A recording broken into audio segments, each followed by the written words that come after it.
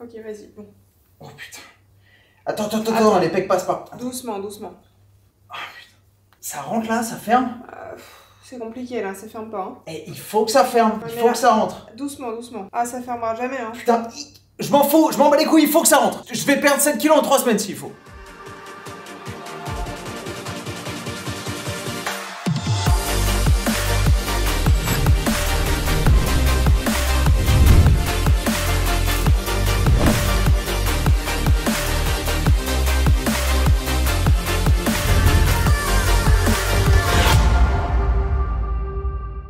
Les soldats, bonjour à tous et bienvenue dans cette nouvelle vidéo. Dans cette vidéo, on va parler de l'événement qui défraie la chronique en ce début du mois de mai, qui n'est autre que l'apparition ô combien remarquée de Kim Kardashian au Met Gala dans la robe de Marilyn Monroe d'il y a 60 ans, 15 tailles trop petites pour elle et qui forcément pose la question de la culture des régimes drastiques de merde de dernière minute pour pouvoir correspondre à des standards de beauté. Hop, petit retour sur les faits. Le Met Gala, le Met c'est quoi? Le Met c'est le Metropolitan Museum of Art, un musée à New York extrêmement connu qui organise tous les ans un gala. Et dans le cadre de ce gala se déroulent des projections, des expositions, des installations artistiques, des performances aussi. Lenny Kravitz notamment, déguisé en serpent géant cette année. Mais aussi et surtout, un événement absolument incontournable pour les fans, les paparazzi et les médias du monde entier. C'est un peu comme la montée du tapis rouge à Cannes. Et forcément, les stars de cinéma et des médias qui sont tout en haut du panier en termes de notoriété se servent chaque année de cette descente des marches du Met Gala pour pouvoir afficher des tenues rocambolesques et retentissantes, toutes plus loufoques les unes que les autres, pour faire parler d'elles et faire ce qu'on appelle dans le milieu un fashion statement. Je pense que vu le sujet de cette vidéo, je vais être obligé de faire ça à beaucoup de moments. Si ça vous énerve, moi aussi, désolé. Le petit souci de cette année, c'est que Kim Kardashian, bien connue pour ses coups de publicité relativement irrévérencieuses et ses prises de position assez drastiques sur pas mal de sujets, a eu la bonne idée cette année de s'afficher à l'entrée du Met, vêtue, je vous le donne en mille, de la robe que portait Marilyn Monroe en 1962 lors du fameux événement de charité à la fin duquel elle a chanté Happy Birthday Mr. President à JFK, avec lequel elle avait prétendument une liaison et bizarrement 3 mois avant de mourir d'une overdose à propos de laquelle la plupart des médias du monde depuis 60 ans aiment à suggérer qu'il pourrait s'agir d'un empoisonnement fomenté de main de maître pour faire taire à jamais les noirs secrets de la pin-up à propos de la famille Kennedy. Donc le thème proposé pour le Met Gala au parterre de stars qui devait se rendre à l'ensemble des expositions, c'était In America, an Anthology of Fashion. En gros, une anthologie de la mode américaine laissée à la libre interprétation des personnalités qui étaient invitées. Donc chacun devait, un peu comme dans une soirée à thème, revêtir le thème en incarnant l'idéal du thème proposé par le Met dans leur habillement. Donc ils sont tous pointés avec des tenues plus ou moins loufoques. Voilà, Bella Hadid qui est déguisée en saucisson emballé dans du tape 3M et du Chatterton. Emma Corrin, je sais pas qui c'est, désolé si c'est un blasphème, qui est habillée en chapelier toqué. Il lui manque plus que le lièvre de Mars, le lapin blanc et Alice doit être pas loin. Nicki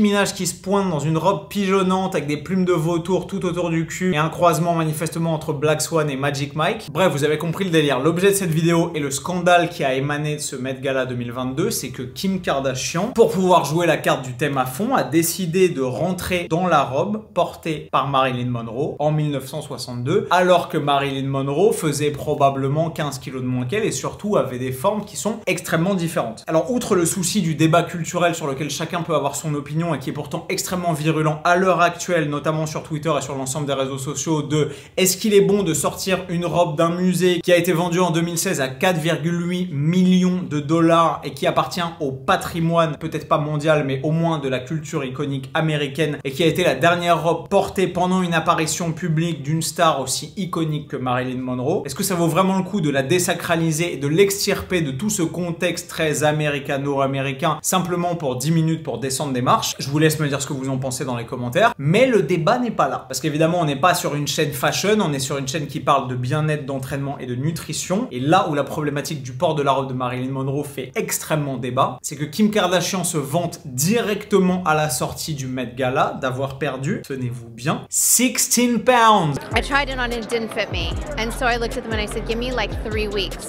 And I had to lose 16 pounds down today to be able to fit this. C'est-à-dire 7,3 kilos en 3 semaines pour pouvoir rentrer dans cette robe iconique. À ce propos, si vous souhaitez reprendre en main votre composition corporelle et évidemment perdre un peu de gras pour un événement spécial ou tout simplement pour être bien dans votre peau et en bonne santé, on a sorti notre meilleure formation qui s'appelle la Diète Flexible 2.0 et qui va vous apprendre à pouvoir reprendre le contrôle sur votre physique et sur votre équilibre nutritionnel sans avoir jamais recours à ce genre de comportement drastique et totalement irresponsable pour pouvoir à la fois optimiser votre apparence physique en obtenant un physique dans lequel vous vous sentez bien, mais surtout en ne sacrifiant jamais votre santé, ni sur le long terme, ni sur le court terme, comme dans cet exemple-là. Et attention, parce que notre formation, la Diète Flexible 2.0, qui a déjà aidé des centaines de personnes hyper motivées à reprendre leur physique et leur équilibre nutritionnel en main, est en réduction à son tarif de lancement jusqu'à uniquement ce soir minuit. C'est maintenant tout de suite et pour ce faire, vous n'avez qu'à cliquer sur le lien qui est juste en dessous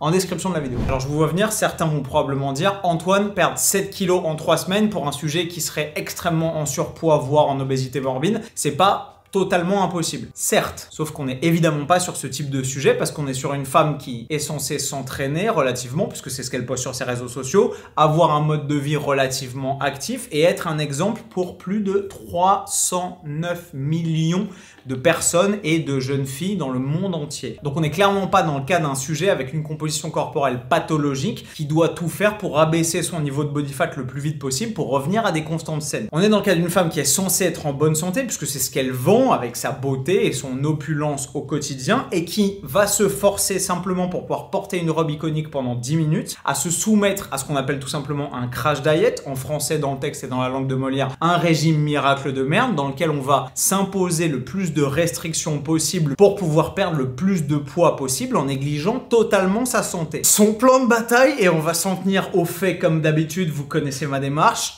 il est assez simple et assez atterrant. I would wear a sauna suit twice a day, inutile. Run on the treadmill, elle augmente sa dépense énergétique, ok. Completely cut out all sugar and all carbs. Pourquoi? And just eat the cleanest veggies and protein. Ça ressemble à un régime restrictif de merde, ça on est d'accord. I didn't starve myself, je ne me suis pas affamé, but I was so strict. Donc on a une star et probablement une des femmes les plus puissantes au monde au vu de son levier d'influence sur l'ensemble de ses plateformes et réseaux sociaux. 309 millions de personnes uniquement sur son Instagram, rendez-vous compte. C'est 5 fois la population de la France métropolitaine et qui se vante clairement, parce qu'on le voit sur son petit sourire à la déclaration du micro de la journaliste à la sortie du Met Gala, d'avoir réussi à perdre 7,3 kilos en 3 semaines en s'imposant un régime aussi strict que celui que je viens de vous décrire, avec des restrictions et des règles aussi inutiles que ce qu'on vient de voir, simplement pour pouvoir rentrer dans un vêtement. Donc les questions qu'on se pose évidemment, c'est pourquoi ne pas choisir une robe à sa taille? Pourquoi éventuellement, si elle cherche à porter une robe iconique, ne pas porter la robe iconique d'une autre célébrité peut-être un petit peu moins connue, mais qui au moins lui permettrait de rentrer dedans? Et puisqu'il n'est pas question évidemment de modifier cette robe-là une fois que c'est cette robe-là qu'elle a choisie, pourquoi surtout ne pas se dire ok, c'était un enjeu qui était sympa, mais ça n'est pas sain pour moi de perdre littéralement 7 kilos en 3 semaines et je vais peut-être faire les choses autrement. Je pense que la personnalité d'une femme comme Kim Kardashian peut être une des raisons qui explique cette espèce de jeu auquel elle se soumet elle-même, puisqu'elle est connue pour ses déclarations et ses objectifs et ses dynamiques de vie un peu extrêmes dans tous les sens, aussi bien pour interpeller que pour choquer que pour créer un précédent. Mais là où c'est extrêmement préoccupant, c'est qu'elle vocalise devant des millions et peut-être même des milliards de personnes la fierté de s'être soumise pendant 3 semaines à un régime extrêmement restrictif simplement pour rentrer dans une robe. Donc évidemment on peut se demander quel est l'impact d'une star qui est aussi suivie sur la santé mentale et surtout la perception de comportements alimentaires normaux que vont pouvoir développer des tonnes de jeunes adultes et de jeunes femmes qui suivent cette personne sur les réseaux sociaux, et surtout à quel point une telle fierté vis-à-vis d'un comportement aussi restrictif et extrême en dit long sur la culture des crash diets, c'est-à-dire des régimes miracles de merde, simplement pour afficher une certaine apparence physique. Dans une des interviews où elle parle de ça, elle dit « Maybe I should go to the gym ».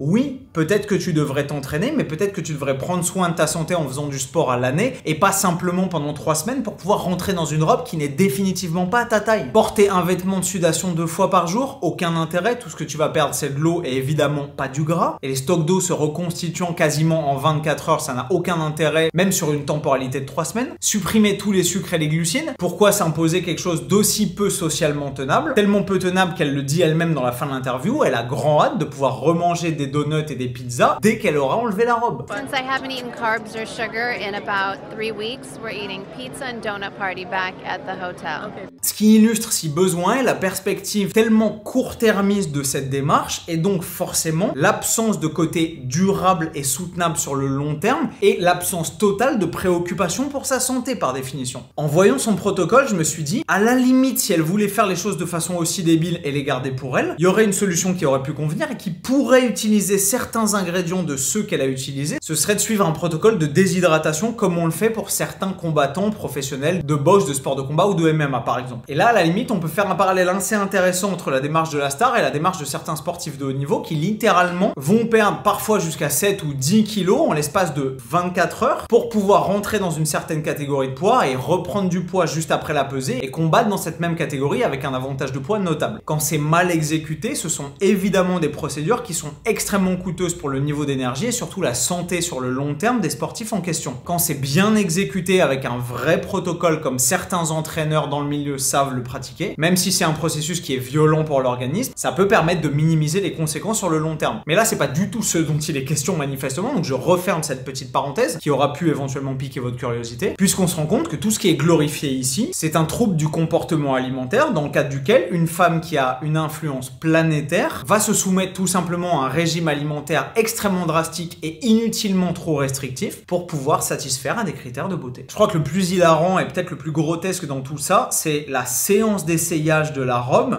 qui malheureusement montre que même avec 3 personnes avec de la vaseline et des gants de chirurgie autour d'elle pour pouvoir faire rentrer son énorme pétard dans la robe qui n'est manifestement pas à sa taille, et ben on a l'impression qu'ils sont en train d'essayer de faire une espèce de séance de contention pour faire rentrer un baobab dans un préservatif. Et le plus grotesque dans l'histoire, c'est que quand on voit les images du Met, on se rend compte qu'elle porte une espèce de boléro ou de manteau qu'évidemment elle fait mine de porter négligemment sur le bas des reins, tout simplement pour pouvoir cacher son pétard, pour la bonne et simple raison que quand on creuse un peu sur les réseaux sociaux et sur les médias qui ont investigué la chose, on se rend compte qu'elle n'a jamais réussi à réellement rentrer dans la robe et qu'il y avait à peu près un delta de 20 cm de large pour pouvoir la fermer. Donc évidemment les gens se sont déchaînés sur Twitter en disant que c'était glorifier la culture des régimes drastiques de merde pour pouvoir promouvoir un idéal de beauté totalement irréaliste, qu'il était probablement scandaleux qu'une femme comme Kim Kardashian, qui est le parangon de la beauté artificielle et des modifications à l'aide de la chirurgie esthétique, décide de rendre hommage à une femme comme Marilyn Monroe qui 60 ans auparavant prônait bien au contraire la beauté naturelle et acceptait ses formes, et que très probablement il est mal avisé d'utiliser une influence auprès d'une communauté aussi conséquente pour promouvoir des troubles du comportement alimentaire et des comportements nutritionnels aussi déséquilibrés. Voilà mes soldats, je pense qu'on a fait le tour de la question, vous savez très probablement ce que j'en pense. Je pense qu'elle peut tout à fait se fixer les objectifs de perte de poids et éventuellement de reprise en main de sa composition corporelle qu'elle veut, en tenant compte de la gigantesque taille de son influence, de faire les choses de façon judicieuse, à propos, et pas de promouvoir des solutions complètement drastiques, déséquilibrées, extrémistes et intenables sur le long terme. Voilà mes soldats pour ce qu'il en est du cas Kim Kardashian, Marilyn Monroe et de cet énorme écart de mentalité et d'approche de la beauté entre ces deux icônes. Qu'on accepte de qualifier Kim Kardashian d'icône, bah elle a quand même une influence qui probablement en fait une des personnalités les plus influentes de tous les temps. J'apprécierais assez que vous me disiez ce que vous pensez de cette sombre histoire dans les commentaires, et quant à moi je vous dis à une prochaine dans une nouvelle vidéo, et comme d'habitude vous le savez, avec le sourire plus fort et plus fit. Bam. Backlash written on me, card rubbing on a glass bowl, I've been balling. Mollo, l'astico là. On est bien là. Free my ladies in the counter now, I'm already out. Already on the countdown, I'ma set it right.